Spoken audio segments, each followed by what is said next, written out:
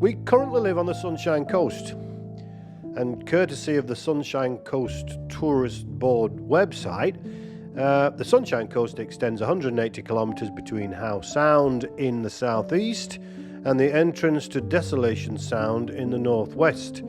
The rugged mountains bordering these inlets cut the Sunshine Coast off from the direct road connection to the rest of the province. So even though it's part of the British Columbian mainland, you can only get to the Sunshine Coast by ferry, private boat, or plane. Ah yes, the Sunshine Coast. The Sunshine Coast. Here's another excerpt from the Sunshine Coast Tourist Board website. The Sunshine Coast's climate is characterised by mild, moist winters and warm, dry summers. The Sunshine Coast remains sheltered from the open Pacific, and temperatures on the coast can range from a damp, cold and wet 2 degrees in winter to highs of 30 degrees in summer. Oh yeah, all right. The annual rainfall is approximately 100 centimetres, in brackets 40 inches. Really? The low annual rainfall and often long dry summers mean everyone on the coast must help conserve water. Yeah, we do have a bit. You know, it took a lot of gold to nickname a piece of certified rainforest the Sunshine Coast. And the blame for that usually goes to a chap called Harry Roberts. He's the pioneer who put Roberts Creek on the map in the early 1900s. He got the idea from his mother, Granny Roberts, who used to tease her neighbours in nearby Gibson's Landing by pointing out that it didn't rain or snow near as much in Roberts Creek as it did in Gibson's. This is actually true, it's a proven fact. Roberts Creek gets less rain than its neighbour 8 kilometres to the south, about 3/4 of an inch less per year. But they both get thoroughly soaked from October to July, just like the rest of this temperate rainforest. I mean, to give him credit, he didn't mean it to be taken seriously. He was just trying to mess with the folks around the corner in Gibson's. And he blames a young fellow in the real estate office down in Gibson's for getting carried away and extending the misnomer to cover the whole coast from Portmelon to Egmont, and trying to fool the world into thinking there was actually some truth to it. It's funny. I mean, the hoax worked. Seriously. I mean, there are travellers showing up. Apparently there are travellers showing up here all months of the year, in sandals and sunglasses. There you go. Look, I'm not knocking the Sunshine Coast. I mean, by any measure, this part of the world is beautiful, but man, does it rain. And from the end of September to well into the new year, it pours down, and it does get proper miserable. I mean, we can't even rely on snow. At least when it snows, you can have fun on skis and sleighs and make snowmen, and you can make inappropriate snowmen and Murph. Oh, Murph loves the snow. We need it to snow. It'll come. The snow will land eventually. But for now, all we've got is the rain.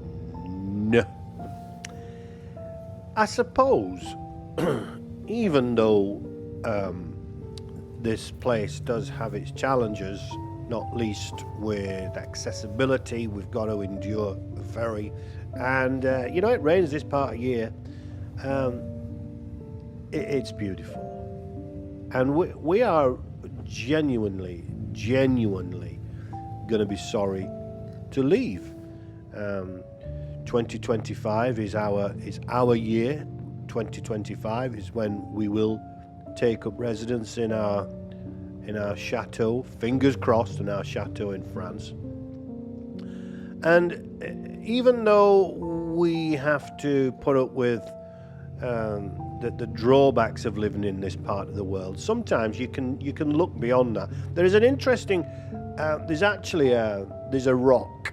There is a rock in Kitsilano where a poet, a lady by the name of Regan carved a poem into a rock. She talks about Vancouver. Yeah, Vancouver is famous for its rain. She says it can rain here for weeks on end, but it doesn't usually bother me. However, several years ago I found myself coming close to being thoroughly disgusted by the rain. Yeah, I get that. She talks of coming home from work one evening in the pouring rain and mumbling that the weather was only suited to ducks. And the building I lived in, her words, the building I lived in was large and square, and it surrounded a brick courtyard. I came around the corner into the courtyard, and there, to my amazement, was a beautiful Peking duck in a huge puddle in the middle of the courtyard, quacking and splashing with obvious delight. I had to smile, glad that such joy could be found in the grey wetness of such a day.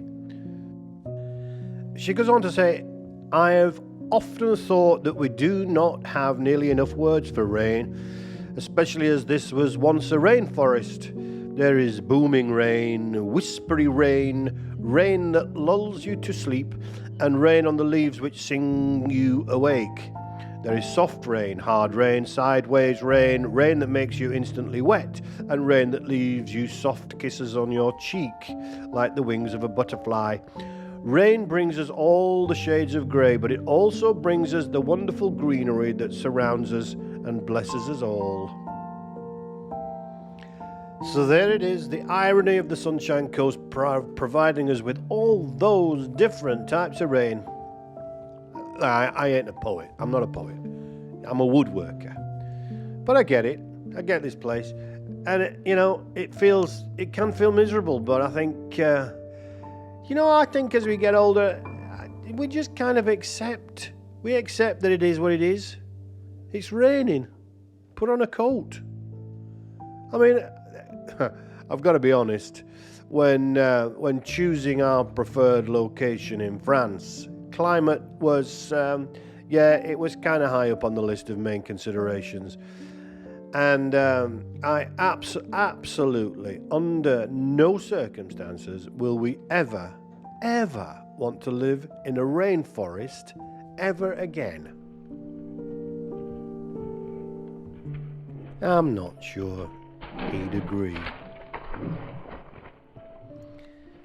If we struck a chord, like and subscribe.